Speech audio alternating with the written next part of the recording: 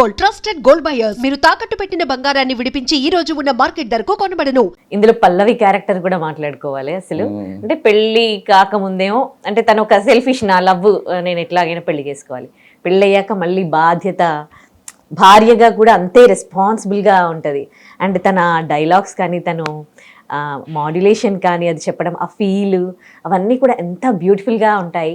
And అలాగే కొన్ని ఈ సినిమాకి ఏమైనా మీరంతా రాసి పెట్టుకున్నాక ఈ క్యారెక్టర్స్ని చూస్ చేశారా, లేకపోతే వీళ్ళ కోసమే రాశారా అన్నట్టుగా ఒక దగ్గర ఏముంటుందంటే నువ్వు ఇంకా ఎదగాలి, ఇంకా ఎదగలే, నువ్వు పెద్దగా అయ్యాక పెళ్లి చేసుకుందావా అంటారు అనమాట.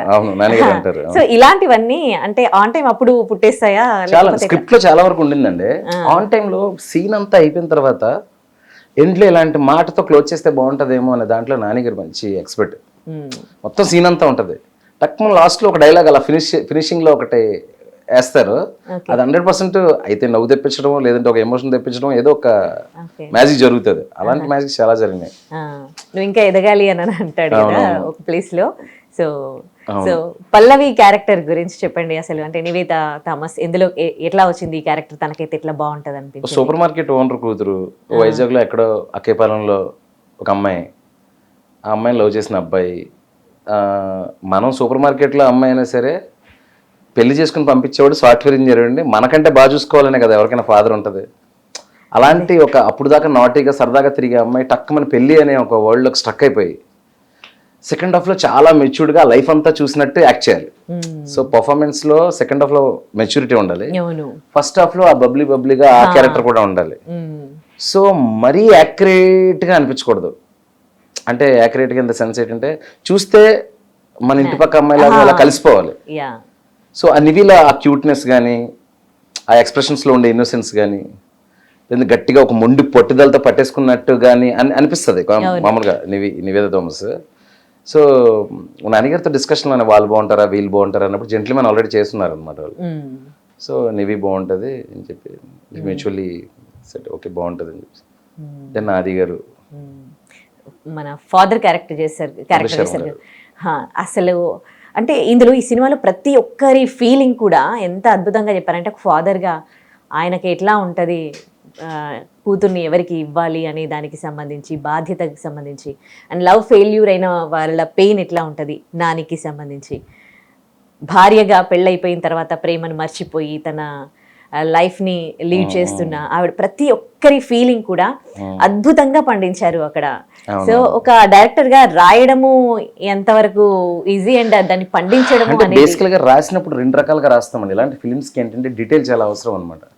ఇప్పుడు అరుణ్ క్యారెక్టర్ ఎలా ఉంటుంది, మామూలుగా ఉమామేశ్వరరావు అనేవాడు జోకేస్తే కొంచెం పెద్దగా నవ్వుతాడు. అరుణ్ క్యారెక్టర్ చాలా సెటిల్గా ఒక చిన్న స్మైల్ ఉంటుంది, ఎప్పుడు బట్టలు నీట్గా పెట్టుకుంటాడు, తాగే కాఫీ గ్లాస్ కూడా మంచిగా హ్యాండ్లోకి తీసుకుంటాడు. ఉమామేశ్వరరావు అట్లా కాదు, ఏది ఉంటే అది పట్టుకుంటాడు. అదో అలా రాసేటప్పుడే ఆ డిస్క్రిప్షన్ ఉంటుంది, ఆ మనిషి ఎలా బిహేవ్ చేయాలి, ఎట్లా నిలబడతాడు, ఎలా ఉండొచ్చు, వైఫ్తో ఎలా ఉండొచ్చు, ఆఫీస్లో బాస్తో ఎలా ఉండొచ్చు, జనరల్ ఒక పబ్లిక్గా ఎక్కడికైనా ఒక పార్టీకి వెళ్తే అక్కడ ఎలా ఉంటాడు అనేది ఒకటి ఉంటుంది. మనకి ఫేస్ తెలియదు కానీ కాస్ట్యూమ్స్తో ఒక ఇమేజ్ కనిపిస్తూ ఉంటుంది. సో మనం ఫార్చునేట్ ఎప్పుడవుతామంటే మనం రాసిన డీటెయిలింగ్కి, ఆ క్యారెక్టరేషన్కి, body language, characterisation, in depth వాటికి ఆ ఫేస్ కరెక్ట్గా వచ్చినప్పుడు 100% మ్యాచ్ అయిపోయింది అనుకోండి, ఆ రోల్ గుర్తుండిపోద్ది. అదే అంటున్నాను, ఇప్పుడు నిన్ను కూడా మీరు పల్లవి బదులు ఇంకొకరు ఊహించుకోలేరు, అరుణ్ బదులు ఇంకొకరు ఊహించుకోలేరు, మురళీ శర్మ గారి బదులు ఇంకొకరు ఊహించుకోలేరు. ఎగ్జాక్ట్లీ ప్రతి ఒక్కరు ఆయన కూడా సూటెడ్ సో వెల్. ఆ చిన్న ఎంటర్టైన్మెంట్ ఏదైతే ఉందో, ఈవెన్ బర్నీ గారు, ప్రొఫెసర్ బర్నీ గారు నిజంగా మన రియల్ లైఫ్ లో పక్కకి ఎవరో లైఫ్ జరిగినట్టుగానే ఉంటది అనమాట, పక్క వాళ్ళ లైఫ్ లాగే అనిపిస్తుంది. అండ్ ఇంకొకటి అందులో యుఎస్ లో కల్చర్ ఎట్లా ఉంటది, పిల్లలు, మ్యారేజ్, డివోర్స్, అది కూడా చాలా. యాక్చువల్గా సెకండ్ హాఫ్ లో అందరు ఆర్టిస్టులు అక్కడ కమ్యూనిటీలో మేము ఎక్కడైతే షూటింగ్ చేస్తున్నాం అక్కడ రియల్ వాళ్ళందరూ ఆర్టిస్టులు కాదు. అక్కడ మేము ఒక అనౌన్స్మెంట్ లాంటిది చేసి, కోన గారికి అక్కడ సర్కిల్ ఉంది చాలా బాగా, కోన సర్కిల్. సో అక్కడ ఏంటంటే డాన్సర్స్ ఉన్నారు బ్రేకప్ సాంగ్ లో, వాళ్ళందరూ డాన్స్ అంటే ఇష్టం ఉన్న కమ్యూనిటీలో ఉండే పిల్లలు, అమ్మాయిలు కానీ అందరూ బ్రేకప్ సాంగ్ లో. అలాగే షాపింగ్ మాల్ లో కపుల్స్ మారిపోతుంటారు కదా, వాళ్ళు ఆల్మోస్ట్ రియల్ 90%. ఆ పిల్లలు వాళ్ళు రియల్. నిజంగానా? సెకండ్ హాఫ్ లో ఎవ్వరు ఆర్టిస్టులు కాదు, అందరూ ఒక ఒరిజినల్ అక్కడ మేము పిక్ చేసుకున్న వాళ్ళే ఓకే 90%. ఓకే అంటే బడ్జెట్ ఇవ్వకుండానే సినిమా షూట్ చేసుకుని దానివల్ల ఫ్రెష్నెస్ వచ్చిందండి.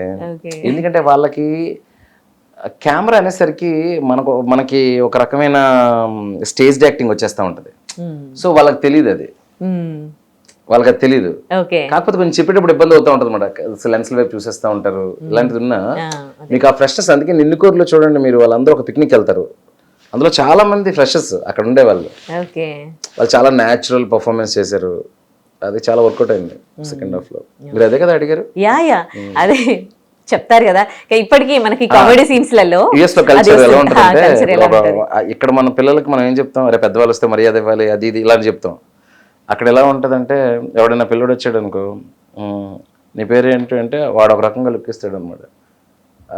వాళ్ళ బాడీ లాంగ్వేజ్ ఒక రకంగా ఉంటుంది అనమాట. అలాంటి కొన్ని నయాన్సెస్ కొంచెం తీసుకున్నాను అక్కడక్కడ.